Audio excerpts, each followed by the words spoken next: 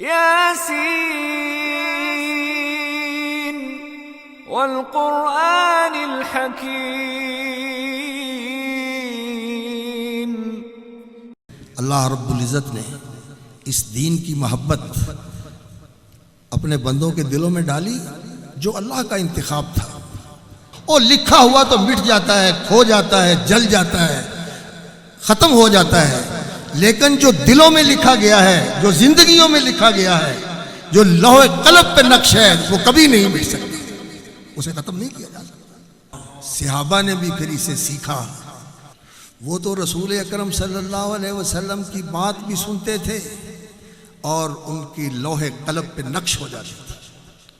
اور آپ صلی اللہ علیہ وسلم کا عمل دیکھتے تھے تو آپ صلی اللہ علیہ وسلم کے عمل کو بھی وہ صرف اپنی آنکھوں کے ذریعے اپنے محفوظات کا جو خزانہ ہے اسی کے اندر محفوظ نہیں کرتے تھے، بلکہ وہ اپنی زندگی کے اندر اسے محفوظ کرتے تھے۔ حضرت ابو سعید خدری رضی اللہ تعالیٰ عنہ کے پاس شاگرد آتے تو وہ فرمایا کرتے، مرحبا بوصیت رسول اللہ صلی اللہ علیہ وسلم، میں انہیں خوش آمدید کہتا ہوں جن کے بارے میں رسول اکرم صلی اللہ علیہ وسلم نے تلقین فرمائی تھی کہ ان کی عزت افزائی کرنا، ان کی تکریم کرنا۔ حیرانی ہوتی ہے اس بات پر کہ لوگ صحیح بخاری نہیں کہتے، لوگ کہتے ہیں بخاری میں لکھا ہوا ہے، یعنی امام بخاری کا وجود ہی صحیح بخاری بن گیا۔ اللہ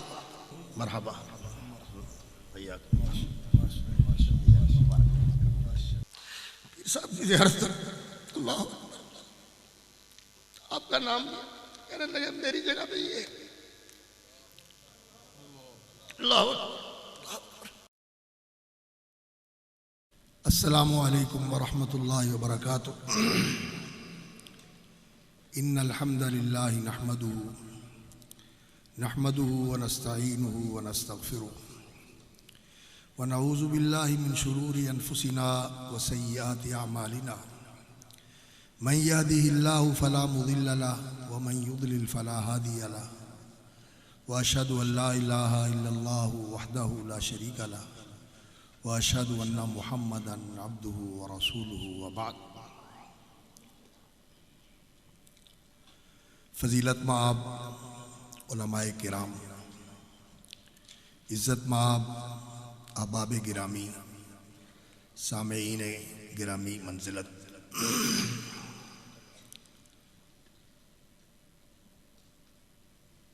میری گفتگو کا عنوان ہے تذکرہ محدثین۔ محدثین کی جماعت یہ وہ منتخب گروہ ہے جو اللہ رب العزت کا انتخاب ہے دین کی حفاظت کے لیے، جنہیں اللہ رب العزت نے چن لیا اور ان کے ذریعے اس دین کی حفاظت فرمائی۔ دین کی حفاظت اللہ رب العزت نے اپنے ذمے لی ہے، انا نحن نزلنا الذکر وانا لہ لحافظون، جیسا کہ حق تعالی شانہ کا ارشاد ہے، ہم نے یہ ذکر اتارا ہے اور ہم ہی اس کے نگہبان اور محافظ ہیں۔ اور اس ذکر کے ساتھ اس کا بیان بھی اللہ رب العزت نے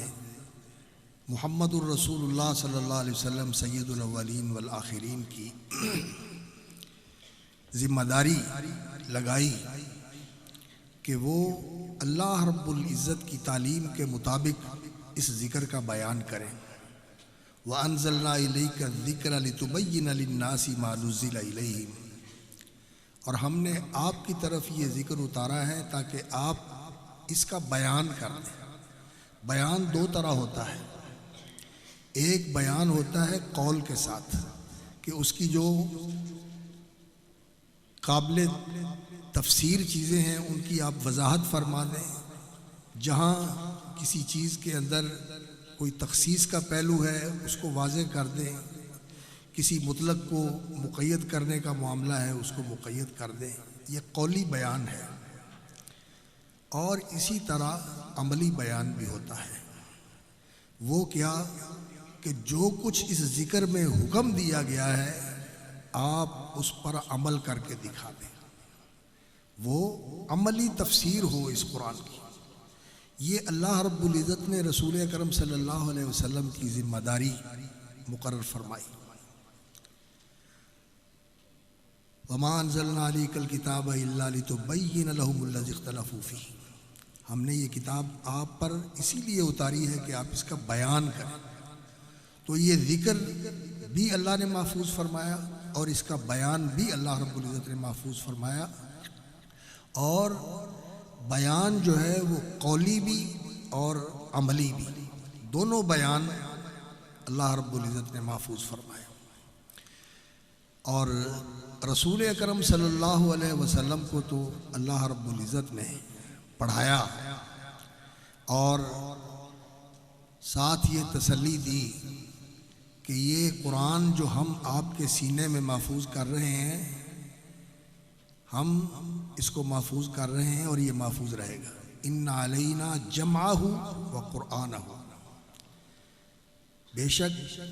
ہمارے ذمے ہے اس قرآن کا آپ کے سینے، آپ کے قلب اطہر میں جمع کر دینا، و قرآنہ، اور پھر اس کا آپ کی زبان پر جاری کر دینا۔ ثم ان علینا بیانہ، اور پھر اس کا بیان بھی ہمارے ذمے ہے۔ یہ بھی اللہ تعالیٰ نے اتارا ہے بیان، جو رسول اکرم صلی اللہ علیہ وسلم نے قرآن کا بیان فرمایا، یہ بھی اللہ رب العزت کی طرف سے نازل کردہ ہے۔ اللہ فرما رہے ہیں ان علینا بیان، تو قرآن کا بیان اللہ رب العزت نے اتارا ہے اور رسول اکرم صلی اللہ علیہ وسلم کو وہ سکھایا۔ وَأَنزَلَ اللَّهُ عَلَيْكَ الْكِتَابَ وَالْحِكْمَةَ، کتاب و حکمت آپ پر اتاری، اور کتاب یہ قرآن ہے اور حکمت یہ اس کی تعمیل ہے اور اس کی عملی تطبیق ہے۔ اس لیے کہ حکمت کا معنی یہ ہوتا ہے کہ جو حق اور صحیح، درست اور بالکل راست بات ہے، عمل ہے، سوچ ہے، وہ عمل ہو، بات ہو، سوچ ہو، حقیقت کے مطابق اس موقع پر وہی بات کہنا، وہی طریقہ اختیار کرنا اور وہی سوچ انسان کے اندر آئے اور اس کے مطابق عمل کیا جائے۔ اور یہ حکمت ربانی اللہ رب العزت نے سید الاولین والآخرین محمد الرسول اللہ صلی اللہ علیہ وسلم کو عطا فرمائی، اور پھر آپ صلی اللہ علیہ وسلم کی تعلیم سے دوسرے لوگوں کو بھی اس میں سے حصہ ملا ہے۔ وَمَن یُؤْتَ الْحِکْمَةَ فَقَدْ أُوتِیَ خَیْرًا کَثِیرًا، اور جس کو یہ حکمت ربانی عطا ہو تو اللہ رب العزت نے اسے خیر کثیر سے مالا مال فرما دیا۔ تو رسول اکرم صلی اللہ علیہ وسلم کو قرآن کے ساتھ جو حکمت عطا فرمائی گئی وہ قرآن کا عملی اور قولی بیان ہے۔ تو اللہ رب العزت نے اس قرآن کی بھی حفاظت فرمائی اور اس کے بیان کی بھی حفاظت فرمائی، اور رسول اکرم صلی اللہ علیہ وسلم کو تو اللہ رب العزت نے ایسا پڑھایا، فرمایا سَنُقْرِئُكَ فَلَا تَنْسَى، ہم آپ کو پڑھائیں گے تو آپ اس کو بھولیں گے نہیں، بلکہ حدیث میں آتا ہے کہ تَقْرَؤُهُ نَائِمًا وَيَقْظَانًا، آپ اس کو سوتے میں بھی پڑھیں گے، جاگتے میں بھی پڑھیں گے، آپ کی نیند میں بھی یہ آپ کے ذہن میں تازہ ہوگا، اور آپ اس کو بالکل اسی طرح پڑھیں گے جس طرح آپ بیداری کے عالم میں پڑھتے ہیں۔ اللہ اکبر، یہ اللہ کی تعلیم تھی۔ اور پھر رسول اکرم صلی اللہ علیہ وسلم نے جن صحابہ کو قرآن کی تعلیم دی اور قرآن کے بیان کی تعلیم دی اور اس حکمت ربانی کی تعلیم دی جو اللہ رب العزت نے رسول اکرم صلی اللہ علیہ وسلم پر نازل فرمائی تھی، وَأَنزَلَ اللَّهُ عَلَيْكَ الْكِتَابَ وَالْحِكْمَةَ، اور اس حکمت کی جس طرح قرآن کی تلاوت کی جاتی تھی، پڑھا جاتا تھا اور اس کی پیروی کی جاتی تھی، اہل علم موجود ہے۔ تلاوت ایک تو ہوتی ہے قرات، الفاظ ادا کرنا، اور ایک تلاوت ہوتی ہے اتباع، پیروی۔ اتلو ما اوحی الیک من الکتاب، دونوں معنی اس کے اندر ملحوظ ہیں۔ اس وحی کردہ کتاب کی پیروی بھی کریں اور اس کی تلاوت بھی کریں۔ قرات بھی عبادت ہے اور پیروی کرنا بھی عبادت ہے۔ تو وَاذْكُرْنَ مَا يُتْلَى فِي بُيُوتِكُنَّ مِنْ آیَاتِ اللَّهِ وَالْحِکْمَةِ، امہات المومنین کو یہ حکم دیا گیا کہ آپ کے گھروں میں وَاذْكُرْنَ، یاد رکھو، مَا يُتْلَى فِي بُيُوتِكُنَّ مِنْ آیَاتِ اللَّهِ وَالْحِکْمَةِ، اللہ کی جو آیتیں اور اللہ کی نازل کردہ جو حکمت آپ کے گھروں میں پڑھی جاتی ہے اس کو آپ یاد رکھیں۔ وَاذْكُرْنَ مَا يُتْلَى فِي بُيُوتِكُنَّ، تو حکمت یہ رسول اکرم صلی اللہ علیہ وسلم سکھاتے تھے، اللہ نے آپ کو سکھائی، آپ اپنے صحابہ کو سکھاتے تھے۔ تو اللہ رب العزت نے رسول اکرم صلی اللہ علیہ وسلم کو تو سکھا کر اس کو محفوظ کر دیا، آپ کے قلب اطہر پر اور آپ کی زبان اقدس پر جاری کر دیا، اور رسول اکرم صلی اللہ علیہ وسلم کی زندگی کے اندر عمل بن کے، سیرت بن کے، کردار بن کے، رویہ اور سلوک بن کے، یہ آپ صلی اللہ علیہ وسلم کی زندگی قرآن کا عملی نمونہ تھی۔ اور ایسا عملی نمونہ تھی قرآنی زندگی رسول اکرم صلی اللہ علیہ وسلم کی کہ اللہ رب العزت نے قرآن مجید میں ذکر اور رسول کو ایک ساتھ ذکر کیا ہے۔ وَأَنزَلَ اللَّهُ إِلَيْكُمْ ذِكْرًا رَسُولًا، اہل علم بیٹھے ہوئے ہیں، اللہ نے تمہاری طرف اتارا ذکر، اور اس سے بدل بن کے آ رہا ہے رسول۔ معنی کیا ہوا؟ انزل اللہ الیکم ذکرًا رسولا، اللہ نے تمہاری طرف ذکر اتارا ہے، اور یہ ذکر جو ہے اس رسول کی شکل میں مجسم ہے، اس رسول کی شکل میں یہ مجسم ہے، اس کی زندگی اسی قرآن کی تعبیر ہے، اسی قرآن کی۔ تو رسول اکرم صلی اللہ علیہ وسلم تو آپ صلی اللہ علیہ وسلم کی زندگی قرآن ہی تھی، جیسا کہ ام المومنین صدیقہ کائنات بنت صدیق اور حبیبۃ رسول اللہ صلی اللہ علیہ وسلم سیدہ عائشہ صدیقہ رضی اللہ تعالیٰ عنہ نے فرمایا، جب ان کے پاس ایک تابعی آئے، صحابی کے صاحبزادے تھے، تو آ کے عرض کیا مجھے نبی صلی اللہ علیہ وسلم کی عبادت کا، قیام اللیل کا طریقہ بتائیں، آپ کی عبادت کا طریقہ اور آپ صلی اللہ علیہ وسلم کا انداز کیا تھا؟ تو انہوں نے کہا آپ مجھے بتائیں۔ تو ام المومنین رضی اللہ تعالیٰ عنہ نے فرمایا کہ عزیزم آپ قرآن نہیں پڑھتے؟ جی قرآن تو میں پڑھتا ہوں۔ تو فرمایا پھر جو قرآن پڑھتے ہو یہی نبی صلی اللہ علیہ وسلم کا طریقہ تھا، کان خلقہ القرآن، رسول اکرم صلی اللہ علیہ وسلم کا طریقہ تو قرآن تھا۔ تو رسول اکرم صلی اللہ علیہ وسلم کی زندگی کے اندر جو کچھ اللہ رب العزت نے اتارا وہ آپ نے صحابہ کو سکھایا، پڑھ کے سنایا اور اس کی تعلیم فرمائی، اور جو حکمت ربانی اللہ رب العزت نے رسول اکرم صلی اللہ علیہ وسلم کو عطا فرمائی وہ بھی رسول اکرم صلی اللہ علیہ وسلم نے صحابہ کو تعلیم فرمائی، جیسا کہ اللہ رب العزت نے فرمایا کما ارسلنا فیکم رسولا منکم یتلو علیکم آیاتنا ویزکیکم ویعلمکم الکتاب والحکمہ ویعلمکم ما لم تکونوا تعلمون۔ تو کتاب و حکمت کی تعلیم دی اللہ رب العزت نے رسول اکرم صلی اللہ علیہ وسلم کو، اور رسول اکرم صلی اللہ علیہ وسلم نے صحابہ کو اس کی تعلیم دی۔ تو رسول اکرم صلی اللہ علیہ وسلم کی زندگی میں تو یہ کتاب و حکمت آپ صلی اللہ علیہ وسلم کی زندگی میں، آپ کی زندگی کے اندر اور آپ کی لوح قلم پر یہ محفوظ تھی، اور آپ کی زبان پر جاری تھی، اور آپ کے عمل سے ہویدہ تھی، ظاہر تھی، عیاں تھی، لوگ دیکھتے تھے کہ یہ ہے اللہ رب العزت کی تعلیم۔ اور رسول اکرم صلی اللہ علیہ وسلم نے صحابہ کو سکھایا، اور صحابہ نے بھی پھر اسے سیکھا۔ تو ان کا سیکھنا ایسے نہیں تھا کہ معلومات کے طور پر کسی چیز کو جان لیا اور اپنے ذہن میں اسے محفوظ کر لیا، اور جب جی چاہا اس کو اپنا لیا اور جب جی چاہا اسے چھوڑ دیا۔ ان کا یہ طریقہ نہیں تھا۔ وہ تو رسول اکرم صلی اللہ علیہ وسلم کی بات بھی سنتے تھے اور ان کی لوح قلم پہ نقش ہو جاتی تھی، اور آپ صلی اللہ علیہ وسلم کا عمل دیکھتے تھے تو آپ صلی اللہ علیہ وسلم کے عمل کو بھی وہ صرف اپنی آنکھوں کے ذریعے اپنے محفوظات کا جو خزانہ ہے اسی کے اندر محفوظ نہیں کرتے تھے، بلکہ وہ اپنی زندگی کے اندر اسے محفوظ کرتے تھے۔ جس عمل کو دیکھا اسے اپنا لیا اور جس بات کو سنا اسے یاد کر لیا۔ آج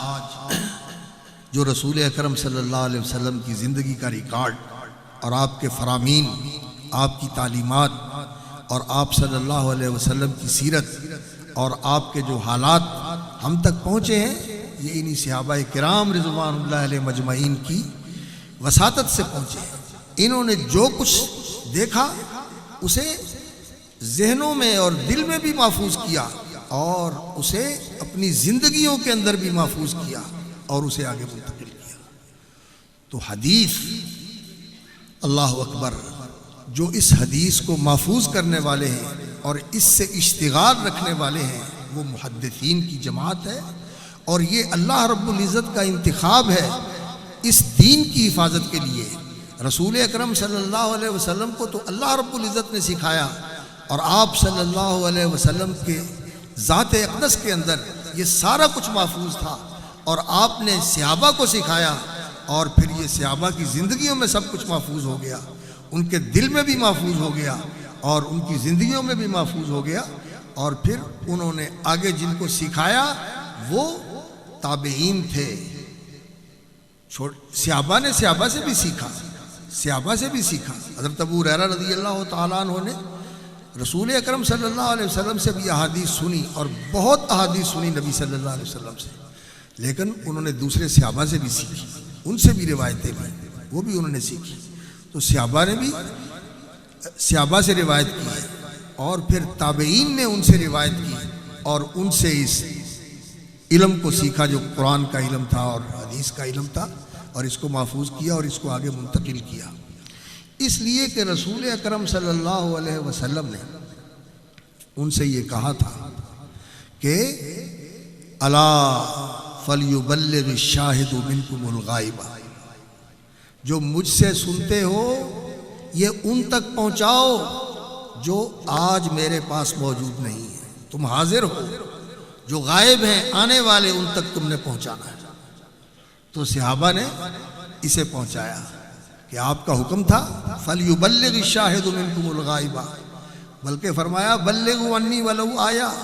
ایک بات بھی میری کسی کے پاس محفوظ ہے تو اسے آگے پہنچاؤ۔ یہ رسول اللہ صلی اللہ علیہ وسلم کا حکم تھا، اور انہوں نے اس حکم کی تعمیل کی۔ جو آپ صلی اللہ علیہ وسلم سے لیا اس کو آگے منتقل کیا، عمل کو بھی آگے منتقل کیا، اور آپ صلی اللہ علیہ وسلم کے قول کو بھی آگے منتقل کیا، بلکہ آپ کے احوال اور آپ صلی اللہ علیہ وسلم کے طور اطوار، زندگی کا جو رنگ ڈھنگ تھا اس کو بھی آگے منتقل کیا، اس کو بھی انہوں نے آگے منتقل کیا۔ اور رسول اکرم صلی اللہ علیہ وسلم نے ان کے لیے دعا کی تھی، فرمایا نضر اللہ امرأ سمع مقالتی فوعاها واداها کما سمعها۔ اللہ رب العزت تر و تازہ، آبدار، بارونق اور شاداب رکھے امرأن، اس مرد کامل کو۔ تنکیر کبھی تعظیم کے لیے بھی ہوتی ہے۔ عمران وہ مرد ہے جو سمع مقالتی، جس نے میری بات سنی، فحافظها، اسے یاد کیا، ووعاها، اور پھر اسے اس طرح سمجھ لیا کہ وہ اس کے اندر اتر گئی چیز۔ وعا کا معنی ہوتا ہے، وعا برتن کو کہتے ہیں جس میں کوئی چیز انڈیل کے محفوظ کی جاتی ہے، تو وعا کا معنی یہ ہوتا ہے کہ کسی چیز کو اپنے اندر اتار کے ایسے سمیٹ لینا جیسے برتن میں کوئی چیز آ جاتی ہے، سرسری سی نہیں کہ اوپر سے گزر گئی، نہیں، اسے محفوظ کر لیا، حافظہ، حفاظت بھی کی اس کی، اور اس کو اس طرح یاد بھی کر لیا، وَأَدَّاهَا كَمَا سَمِعَهَا، اور پھر اس کو آگے منتقل کیا جیسے اس کو سنا تھا، جیسے اس کو سنا تھا۔ رسول اکرم صلی اللہ علیہ وسلم نے ان کے لیے دعا کی، تو اس دعا کا اولین مصداق یہ صحابہ تھے رضوان اللہ علیہ مجمعین۔ جن کا ایمان افروز تذکرہ آپ مجھ سے پہلے اس دور کے عظیم محدث مولانا غلام مصطفیٰ ظہیر امن پوری حفظہ اللہ وبارک فیہ وامد اللہ فیوزہ مرحبا.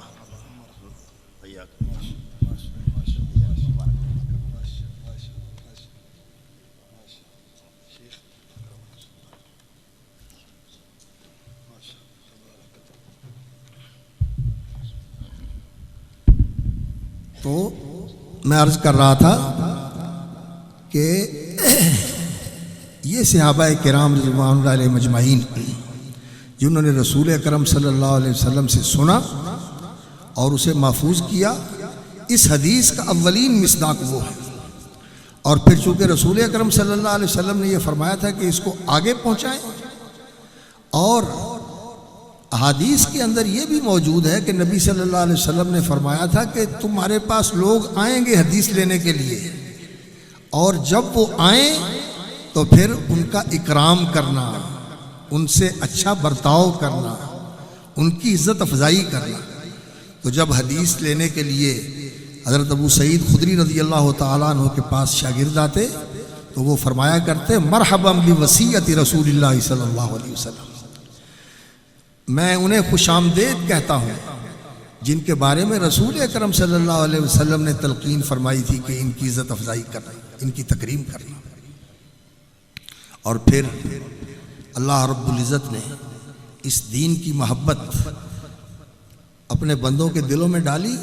جو اللہ کا انتخاب تھا، اور وہ اس دین کی طلب میں نکلے اور اس طرح انہوں نے اس دین کو محفوظ کیا. سچی بات یہ ہے کہ آج جب محدثین کا تذکرہ ہم پڑھتے ہیں تو انسان حیران ہو جاتا ہے کہ انسان ایسا بھی ہوتا ہے کہ اس کا حافظہ ایسا ہو. اللہ اکبر. امام زہری رحمۃ اللہ علیہ، ابو بکر محمد ابن مسلم ابن شہاب الزہری رحمۃ اللہ علیہ، وہ کہتے ہیں کہ میں نے زندگی میں جب بھی کوئی چیز سنی ہے تو پھر دہرانے کی ضرورت نہیں پیش آئی کہ میں نے کہنے والے کو کہا ہو کہ پھر سناؤ کیا کہا تھا. اس نے کہا ادھر محفوظ ہو گیا، فوٹو میموری، ادھر بات آئی ادھر محفوظ ہو گیا. اور پھر میں نے جب بھی کسی چیز کو جو سنا ہو اس کو دہرانے کی کوشش کی تو میری لوح قلم نے کبھی میرے ساتھ خیانت نہیں کی. جب میں نے اعادہ کر کے اس کو مستحضر کرنے کا چاہا تو میرے سامنے سب کچھ آ گیا، سب کچھ میرے سامنے آ گیا. اور یہ ایک نہیں، اس طرح کے حضرات 10 نہیں، 100 نہیں، ہزاروں کے اندر یہ لوگ موجود تھے جنہوں نے اس طرح احادیث کو حفظ کیا تھا. اللہ اکبر. ابو عمر عامر بن شراحیل الشعبی رحمۃ اللہ علیہ کہتے ہیں کہ میں نے زندگی میں کبھی سیاہی کے ساتھ سفیدی کے اوپر کوئی لکھا نہیں ہے. میرا علم جتنا ہے سب میرے سینے میں محفوظ ہے، کتابوں کی ضرورت نہیں. اور کہتے ہیں کہ میرے محفوظات کے اندر سب سے کم جو چیز ہے وہ شعر ہے، سب سے تھوڑا جو میرا محفوظ ذخیرہ ہے وہ شعروں کا ہے. اور اپنے مخاطبین کو کہتے ہیں کہ جو شعر مجھے یاد ہیں، جو میری پسند بھی نہیں ہے اور میرا ذوق بھی نہیں ہے، جو مجھے یاد ہیں، اگر وہ شعر میں تمہیں سناؤں تو 1 مہینہ سناتا رہوں، 1 مہینہ سناتا رہوں. اور جو ایک دفعہ سنایا ہے وہ دوبارہ نہ دہراؤں تو 1 مہینے میں بھی وہ سارے ختم نہیں ہو سکتے جو میرے ذہن میں محفوظ ہیں. یہ لوگ تھے جن کا یہ حافظہ تھا. ان لوگوں نے اس حدیث کو حفظ کیا تھا. آج میرے جیسا کمزور حافظے والا اور اس طرح کے اور لوگ جو ہیں وہ ان کے بارے میں کہتے ہیں جی یہ لکھا ہوا نہیں تھا. اور لکھا ہوا تو مٹ جاتا ہے، کھو جاتا ہے، جل جاتا ہے، ختم ہو جاتا ہے. لیکن جو دلوں میں لکھا گیا ہے، جو زندگیوں میں لکھا گیا ہے، جو لوح قلم پہ نقش ہے، وہ کبھی نہیں مٹ سکتا، اسے ختم نہیں کیا جا سکتا. یہ لوگ کہتے ہیں یہ حدیثیں لکھی نہیں گئی. اللہ رب العزت نے قرآن مجید کے بارے میں بھی جب یہ کہا تو یہ کہا کہ فی لوح محفوظ، یہ لوح محفوظ میں لکھا ہوا ہے۔ اور جب اللہ اکبر بندوں کے بارے میں کہا تو بل هو آیات بینات فی صدور الذین اوتوا العلم، یہ اہل علم کے سینوں میں محفوظ ہے، یہ اصل حفاظت ہے اس کی۔ ہاں رسول اکرم صلی اللہ علیہ وسلم نے تحریری طور پر بھی قرآن مجید کو لکھوایا، اور صحابہ نے بھی لکھا، احادیث لکھی انہوں نے، لیکن ان کی تدوین اور ان کی تحریر کا جو سلسلہ ہے وہ بعد میں ہوا۔ صحابہ نے بھی اکثر حدیثیں یاد کی، عمل سیکھا اور اسے اپنا لیا، اور تابعین نے بھی صحابہ سے سنا اور اسے یاد کر لیا اور اسے آگے منتقل کر دیا۔ تو حضرات گرامی، یہ محدثین کی جماعت وہ عظیم جماعت ہے جس کو اللہ رب العزت نے اس لیے منتخب کیا تھا کہ یہ اللہ کے دین کی حفاظت کرے، اور انہوں نے حفاظت کی، اور ایسے حفاظت کی۔ یہ حدیث کا ذخیرہ، یہ سیرت کا ذخیرہ، اور حدیث کے جو مختلف ابواب ہیں اور جو زندگی کے مختلف شعبے ہیں، ان سب سے تعلق رکھنے والی احادیث جس طرح مسلمانوں کے پاس محفوظ ہیں، یہ کسی پہلی امت کے پاس نہیں ہے، اور مسند باسند پورے ریکارڈ کے ساتھ جس شخص نے جو بات نقل کی ہے اس کا نام، نسب، اس کی زندگی کے حالات، ساری یہ چیزیں محفوظ ہیں۔ اور محدثین نے تو اساتذہ کے الفاظ کہ اس استاد نے یہ لفظ کہے تھے اور اس نے اس میں اتنا اضافہ کیا تھا، امام مسلم رحمۃ اللہ علیہ، اور اس طرح امام احمد رحمۃ اللہ علیہ ان چیزوں کی وضاحت کرتے ہیں کہ یہ فلاں کا لفظ ہے، یہ فلاں کا لفظ ہے، یعنی سب کچھ انہوں نے محفوظ کر کے امت تک آگے پہنچا دیا۔ تو یہ محدثین کی جماعت تھی، اور جس طرح حدیث کا ان کا شوق تھا اور اس کی لگن تھی، مشاہیر علماء الامصار امام ابن حبان رحمۃ اللہ علیہ کی کتاب ہے جس میں انہوں نے مشہور محدثین کا ذکر کیا ہے۔ تو انہوں نے حجاز اور اس کے ساتھ جتنے تعلق رکھنے والے علاقے ہیں، پھر عراق اور اس کے مضافات، شام اور اس کے مضافات، پھر مصر اور اس کے اطراف، یمن اور اس کے اطراف، اور پھر خراسان یعنی یہ ایران اور یہ افغانستان اور یہ روسی اور چینی ترکستان کا علاقہ، یہ سارا یہ اس وقت خراسان کہلاتا تھا، اور یہاں ہر جگہ حدیث کے غلغلے تھے۔ اللہ اکبر، امام بخاری رحمۃ اللہ علیہ اسی علاقے کے تھے، اسی علاقے کے تھے، بخارا کے، ازبکستان سے۔ تو ان سارے علاقوں کے اندر جو محدثین تھے ان کا تذکرہ اس مشاہیر علماء الامصار کے اندر انہوں نے کیا ہے۔ اور علامہ ذہبی رحمۃ اللہ علیہ کی جو کتاب ہے تذکرۃ الحفاظ، جو حدیث کے حافظ ہیں، محدثین کا یہ طریقہ ہے کہ ان کے ہاں کچھ اصطلاحات ہیں۔ مسند اس محدث کو کہا جاتا ہے جو باسند حدیث پیش کرے، وہ حدیثوں کے متن نہیں یاد کرتے تھے، باسند یاد کرتے تھے اور محفوظ کرتے تھے، اور جو سند صرف نام ہی نہیں یاد کرتے تھے، جیسا امام بخاری رحمۃ اللہ علیہ فرماتے ہیں کہ میں نے جس حدیث کو یاد کیا ہے تو اس کی جو سند یاد کی ہے، تو جو سند کے راوی ہیں ان کے بارے میں جو حالات ہیں وہ بھی سارے میرے سامنے مستحضر ہیں۔ اسی لیے تو لوگ کہتے تھے کہ آپ کو دکھائیں وہ شخص کہ انسان حیران ہو جاتا ہے کہ یہ انسان ہے، یہ کیا چیز ہے، یہ سب کچھ اس کو یاد ہے، سب کچھ اس کو یاد ہے۔ تو محدثین کا یہ طریقہ تھا۔ مسند اس کو کہا جاتا تھا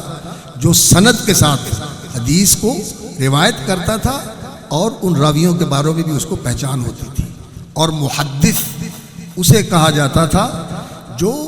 حدیث کی روایت کا، یعنی جو حدیث کے الفاظ ہیں اور اس کی سند ہے، اس کے اندر بھی پوری معرفت رکھتا ہے، اور درایت حدیث، فہم حدیث اور فقہ الحدیث اس کے بارے میں بھی پوری بصیرت رکھتا ہے۔ روایتاً و درایتاً دونوں طرح جس کو حدیث کے اوپر عبور ہے۔ آج کل لوگ کہتے ہیں کہ جی محدثین تو صرف روایت کرنے والے تھے، انہیں درایت کے ساتھ کوئی تعلق نہیں تھا۔ اور نادانو، تم نے تو محدثین کو جانا ہی نہیں ہے، محدثین کے تذکرے تم نے پڑھے ہی نہیں ہیں، اور جس طرح انہوں نے حدیث پر محنت کی ہے تمہیں تو اس کا شمع بھی نصیب نہیں ہوا. تم نے صرف ترجمے پڑھ لیے اور تم نے وہ کتابیں پڑھ لی جو مستشرقین نے لکھی تھی, ان سے تم متاثر ہوئے اور تم محدثین کے اوپر زبان کھولتے ہو. محدثین کی تو زندگی اسی حدیث کے اندر گزرتی ہے. انہوں نے کسی اور چیز سے تعلق اور شغل رکھا ہی نہیں. یہی ان کا اوڑھنا بچھونا تھا اور یہی ان کی زندگی کا ایک ہمہ وقت کا عمل تھا کہ رسول اکرم صلی اللہ علیہ وسلم کی احادیث کو جمع کیا جائے اور حفظ کیا جائے. اللہ اکبر. وہ مولانا حالی رحمۃ اللہ علیہ نے جو کہا ہے کہ سنا خازن علم دی جس بشر کو, سنا خازن علم دی جس بشر کو, لیا اس سے جا کر خبر اور اثر کو. سنا خازن علم دی جس بشر کو, لیا اس سے جا کر خبر اور اثر کو. اللہ اکبر. پھر اس کو پرکھا کسوٹی پہ رکھ کر, دیا اور کو خود مزہ اس کا چکر. پھر اس کو پرکھا کسوٹی پہ رکھ کر, دیا اور کو خود مزہ اس کا چکر. اسی شوق میں آساں کیا ہر سفر کو, اسی دھن میں طے کیا بحر و بر. یہ محدثین کی جماعت تھی. ان کی زندگی کا بالکل محور ہی یہ تھا کہ رسول اکرم صلی اللہ علیہ وسلم کی احادیث کو محفوظ کرنا ہے. اور پھر اللہ اکبر, اس کے لیے درایت کے لیے جو انہوں نے حدیث کی جانچ اور پرکھ کے لیے اصول بنائے, قانون بنایا, اور اس کے لیے جو ضابطے بنائے, ان ضابطوں کی روشنی میں ان کو جانچ پرکھ کر وہی چیزیں جو صحیح ثابت ہوئیں انہیں محفوظ کیا اور دوسریوں کو چیزوں کو نکھار کر بالکل الگ کر دیا. اللہ اکبر. جیسا کہ حالی رحمۃ اللہ علیہ نے ہی خراج تحسین پیش کرتے ہوئے کہا, گروہ ایک جویا تھا علم نبی کا, گروہ ایک جویا تھا علم نبی کا, لگایا جس نے پتہ ہر مدعی کا, اور کیا چاک پردہ ہر مفتری کا, اور کیے جرح تعدیل کے وضع قانون, نہ چلنے دیا کوئی باطل کا افسون. کوئی کسی کا جادو نہیں چلنے دیا. کسی نے کوئی کوشش کی تو انہوں نے بالکل اس کو کھول کر واضح کر دیا. اور اس طرح انہوں نے تمام احادیث کو جانچا پرکھا کہ کسی کی روح رعایت نہیں کی, کسی کی روح رعایت نہیں کی. مشائخ کے اندر اگر کوئی کمزوری دیکھی اس کی بھی نشاندہی کر دی, اور راوی کے اندر کوئی عیب دیکھا تو اس کا بھی بتا دیا کہ اس کے اندر یہ کمزوری تھی. اور پھر طلسم ورا ہر مقدس کا توڑا, نہ صوفی کو چھوڑا نہ ملا کو چھوڑا. ہر چیز کھول کر رکھ دی. یہ محدثین کی جماعت تھی. انہوں نے احادیث کی جانچ اور پرکھ کے لیے جو اصول اور قوانین بنائے, ان بیچاروں کو تو یہ عبارتیں پڑھنی اور سمجھنی نہیں آتی, اور کہتے ہیں کہ جی محدثین نے کیا کیا. محدثین کے جو اصول تھے وہ کس طرح, محدثین نے جس طرح ان چیزوں کے اوپر محنت کی ہے وہ ہم لوگ تو اس کا صحیح اندازہ نہیں کر سکتے جب تک ہم اپنے آپ کو ان کے ساتھ جوڑیں نہ, ان کی سیرتیں پڑھیں, ان کی زندگیوں کا مطالعہ کریں, ان کی عبادت کا رنگ دیکھیں, ان کا اتباع سنت کا شوق دیکھیں, ان کا علمی ذوق اور علمی انہماک دیکھیں, اور اس علم کے اندر ان کا استغراق دیکھیں کہ کس طرح وہ اس علم کے اندر کھوئے ہوئے تھے. اللہ اکبر. تو محدثین کا تذکرہ یقین جانیے کہ یہ تو ایک ایسا موضوع ہے کہ ایک بحر ناپیدا کنار ہے, سمندر ہے, اور ایک ایک شخص کی زندگی کا تذکرہ کیا جائے تو اس کے لیے گھنٹے نہیں دن چاہیے اس کی زندگی کا تذکرہ کرنے کے لیے. اور کوئی ایک ہے, کوئی 10 ہے, کوئی 100 ہے, 1000 ایسے لوگ ہیں جن کو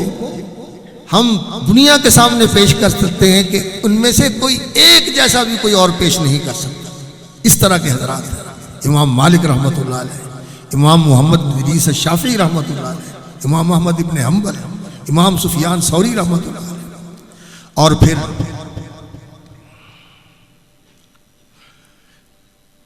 محدثین صرف یہی نہیں کہ انہوں نے جو حدیثیں لیں ان حدیثوں کو یاد کر لیا, ان کا طریقہ یہ تھا کہ رسول اکرم صلی اللہ علیہ وسلم کے عمل کو بھی اپناتے تھے اور آپ کے جو احوال و قوائف تھے وہ بھی اپنی زندگی کے اندر مرتسم کرتے تھے، اپنے اندر وہ چیزیں اتار لیتے تھے۔ رسول اکرم صلی اللہ علیہ وسلم کے صحابہ میں حضرت عبداللہ بن مسعود رضی اللہ تعالیٰ عنہ بڑے ہی جلیل القدر صحابی، وہ رسول اکرم صلی اللہ علیہ وسلم کے 23 سالہ ساتھی ہیں، بہت ہی ملازمت اور مصاحبت رسول اکرم صلی اللہ علیہ وسلم کی ان کو نصیب ہوئی۔ رسول اکرم صلی اللہ علیہ وسلم اور حضرت ابو بکر صدیق رضی اللہ تعالیٰ عنہ گئے تھے باہر، تو یہ بکریاں چرا رہے تھے، ملازمت کرتے تھے، بکریاں چرانے کے، چرواہے کے نوکری کرتے تھے۔ ان کے پاس سے گزرے تو نبی صلی اللہ علیہ وسلم نے فرمایا کہ جوان، وہ بکری ہے دودھ والی؟ کہنے لگے ہے تو صحیح، لیکن میں مالک نہیں ہوں، میں امین ہوں،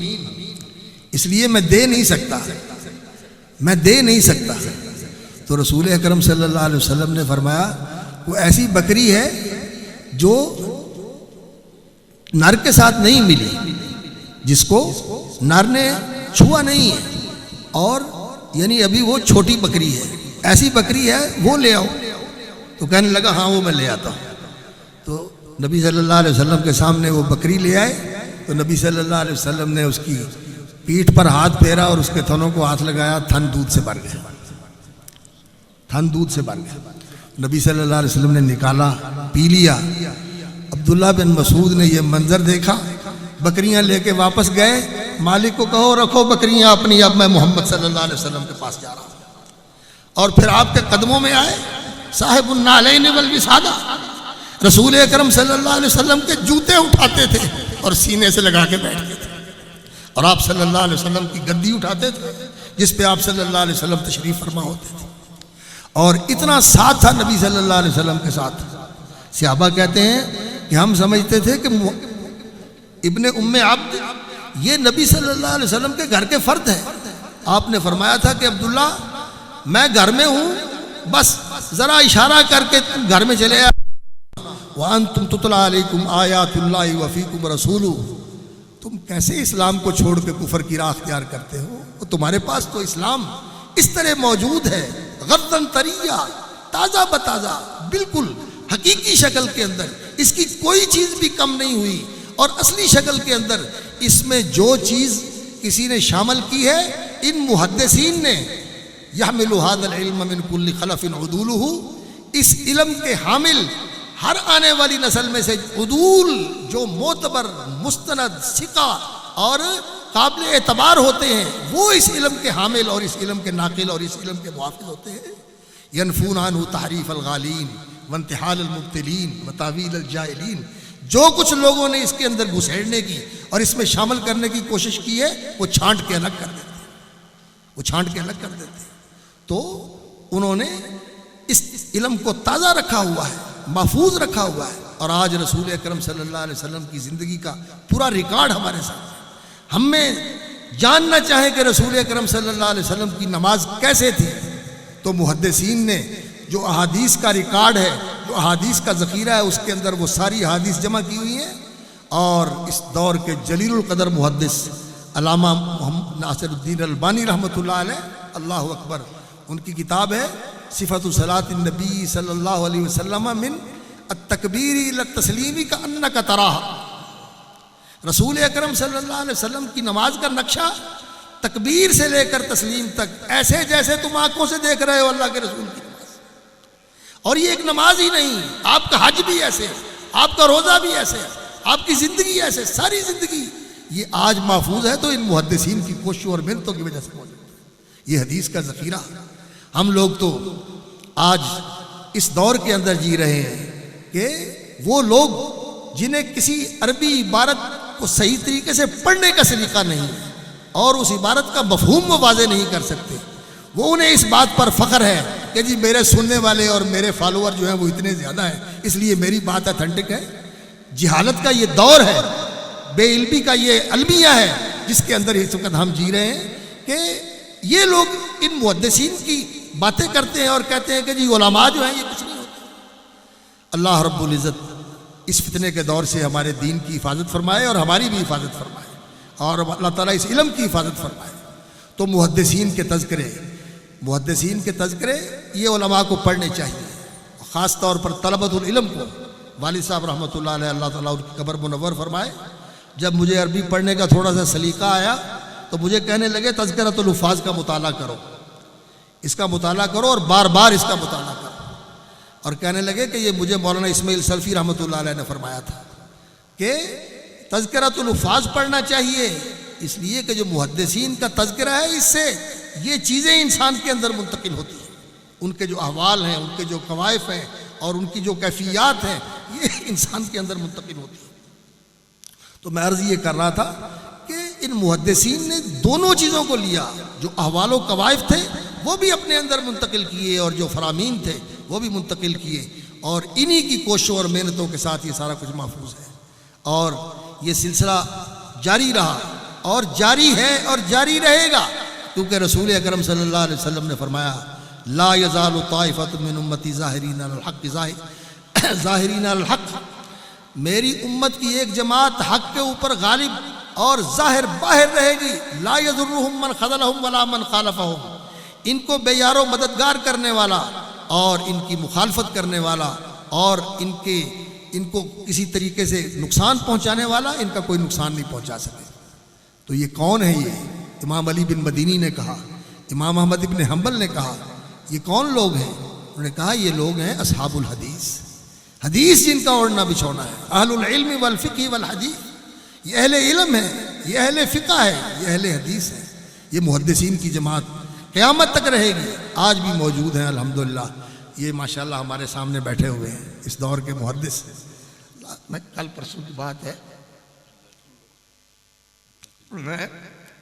پڑھ رہا تھا حضرت ابو ہریرہ رضی اللہ تعالیٰ عنہ کا تذکرہ، پڑھتے پڑھتے آنکھ لگ گئی، پیر صاحب کی زیارت ہوئی، پیر صاحب کی زیارت ہوئی، اللہ آپ کا نام لیا، کہنے لگے میری جگہ پہ یہ اللہ اللہ آپ کو سلامت رکھے، ان کی قبر منور فرمائے، ان کے درجات بلند فرمائے۔ الحمدللہ محدث موجود ہیں، اور لیکن یہ جو محدثین ہوتے ہیں ان کے اندر یہ نہیں ہوتا کہ یہ اپنے آپ کو اجاگر کرے۔ امام سفیان ثوری رحمۃ اللہ علیہ کہا کرتے تھے کہ مجھے سب سے زیادہ جس چیز کا ڈر ہے وہ یہ ہے کہ جو علم پڑھا ہے اس کا حق ادا نہیں ہوتا، اس بات سے خوف آتا ہے کہ اس علم کا حق بہت بھاری ہے، میں ادا نہیں کر سکتا اور کر بھی نہیں سکتا، اس لیے اس چیز کا ڈر لگتا ہے، علم کی بہت بڑی ذمہ داری ہے۔ تو میں اہل علم سے درخواست کرتا ہوں کہ سیر و اعلام النبلاء، تذکرۃ الحفاظ اور طبقات المحدثین ابن عبد الہادی کی مشاہیر علماء الامصار، تذکرۃ الحفاظ کا تو ترجمہ بھی کیا حافظ اسحاق صاحب رحمۃ اللہ علیہ نے، اردو میں ترجمہ بھی موجود ہے، لیکن عربی کتابیں پڑھنی چاہیے اہل علم کو۔ باقی جو دوسرے احباب بیٹھے ہوئے ہیں، آپ تذکرۃ الحفاظ کا مطالعہ کریں، دیکھیں کہ یہ لوگ کیسے تھے۔ ایک مجلس کے اندر تو سچی بات ہے اس کا کچھ بھی نہیں بیان کیا جا سکتا، بہرحال میں نے توجہ دلائی ہے کہ یہ محدثین کی جماعت امت کی وہ محسن جماعت ہے جن کے ذریعے اللہ رب العزت نے اس دین کی حفاظت کی ہے۔ یہ حکمت ربانی اور یہ کتاب اللہ، اور پھر ان لوگوں کی خوبی اور کمال یہ تھا کہ یہ لوگ قرآن بھی حفظ کرتے تھے اور حدیث بھی حفظ کرتے تھے۔ امام زہری رحمۃ اللہ علیہ نے 80 دنوں میں قرآن حفظ کیا، 80 دنوں میں قرآن حفظ کیا، اللہ اکبر۔ اور ابن جریج رحمۃ اللہ علیہ عطا ابن ابی رباح کے پاس گئے علم پڑھنے کے لیے، تو وہاں ایک اور عالم بیٹھے ہوئے تھے، انہوں نے کہا قرآن حفظ کر لیا پترا؟ کہنے لگے نہیں، کہنے لگے پہلے قرآن حفظ کرو پھر علم پڑھنے کے لیے۔ پھر قرآن حفظ کیا، پھر پڑھنے کے لیے گیا عطا ابن ابی رباح کے پاس، مکے کے مفتی تھے، تو انہوں نے کہا پہلے فرائض کا علم پڑھ کے آؤ، علم فرائض پڑھو اور پھر دوسرا علم پڑھنا۔ اور پھر انہوں نے فرائض کا بھی علم پڑھا اور پھر عطا ابن ابی رباح کے پاس آئے، اور پھر اللہ رب العزت نے اپنے استاد کا ان کو جانشین بنا دیا۔ اور محدثین اسی طرح جو گیا کسی کے پاس کسی نے 8 سال تک اس کے ساتھ وقت لگایا اور کسی نے کتنا وقت لگایا، اور آج جو ہے تھوڑے دن لوگ لگاتے ہیں اور اس کے بعد کہتے ہیں جی ہم نے سارا کچھ پڑھ لیا۔ یہ جو کچھ لوگ پڑھتے ہیں یہ تو بس ایک مرور ہوتا ہے ایک راستے سے، لیکن جو ملازمت ہوتی ہے اور جو مصاحبت ہوتی ہے اور جو کسی شیخ سے کچھ اخذ کرنا ہوتا ہے، اسے حاصل کرنا ہوتا ہے، اس کے لیے طول صحبت اور طول ملازمت کی ضرورت ہوتی ہے۔ عبداللہ ابن وہب رحمۃ اللہ علیہ امام مالک کے شاگرد 20 سال تک امام مالک کے ساتھ رہے، 20 سال تک، حالانکہ مصر سے پڑھ کے آئے تھے، اور پھر جب اللہ اکبر 20 سال تک ان کے ساتھ رہے تو ایسا مقام ملا کہ امام مالک اپنی مسرت پہ ان کو اپنے ساتھ بٹھاتے تھے، اپنی مسرت پہ ان کو اپنے ساتھ بٹھاتے تھے، اور وہ موطا کے راوی بھی ہیں، اور ان کی اپنی بھی کتاب ہے جامع ابن وہب، امام تھے حدیث کے۔ تو حضرات گرامی، یہ محدثین کی جماعت امت کی محسن جماعت ہے، اور اللہ رب العزت نے جہاں رسول اکرم صلی اللہ علیہ وسلم کے بارے میں یہ فرمایا وَرَفَعْنَا لَكَ ذِكْرَكَ، ہم نے آپ کا ذکر بلند کیا ہے، تو یہ نبی صلی اللہ علیہ وسلم کا ذکر کرنے والے سب سے زیادہ جن کی زبانوں پہ رسول اکرم صلی اللہ علیہ وسلم کا اسم گرامی رہتا ہے، اور آپ صلی اللہ علیہ وسلم کی ذات اقدس پر جو سب سے زیادہ صلی اللہ علیہ وسلم صلی اللہ علیہ وآلہ آلہ وسلم علیہ الصلاۃ والسلام جن کی زبانوں پہ رہتا ہے، یہ محدثین کی جماعت ہے، اور اسی کی برکت ہے کہ اللہ رب العزت نے ان کے تذکرے زندہ رکھے، ان کے ذکر زندہ ہے۔ بادشاہوں کے ذکر کون کرتا ہے؟ آج کسی بھی مسلمان سے پوچھ لو بخاری کون ہے، اللہ اکبر، بلکہ حیرانی ہوتی ہے اس بات پر کہ لوگ صحیح بخاری نہیں کہتے، لوگ کہتے ہیں بخاری میں لکھا ہوا ہے، یعنی امام بخاری کا وجود ہی صحیح بخاری بن گیا۔ اللہ رب العزت نے ان کو ایسا ذکر جمیل نصیب فرمایا، اس لیے کہ یہ رسول اکرم صلی اللہ علیہ وسلم کا ذکر کرنے والے تھے، تو ان سے محبت، ان کی تعظیم اور ان کی زندگیوں کا مطالعہ اور ان کی زندگیوں کے نقوش کو اپنے اندر اتارنے کی کوشش کرنا۔ میرا جی تو چاہتا تھا کہ میں اس دور کے بھی کچھ لوگوں کا تذکرہ کروں جو چلے گئے اور جو آج بھی موجود ہیں، لیکن یہ وقت پھر مناسب نہیں ہے۔ اب حضرت الشیخ تشریف لے آئے، بس اب نہیں، بارک اللہ، اب آپ تشریف لے آئے ہیں، جب جہاں نہر اللہ بطل نار ماکل، بس اب آپ نہر اللہ آ گئی ہے، انشاءاللہ اب آپ کا سمندر جو ہے نا، نہیں اکرمک اللہ، نہیں بارک اللہ فیک، بس اب انشاءاللہ آپ شیخ صاحب کا بیان سنیں گے، میں بھی سنتا ہوں انشاءاللہ۔ وآخر دعوانا الحمدللہ رب العالمین۔ ياسين والقرآن الحكيم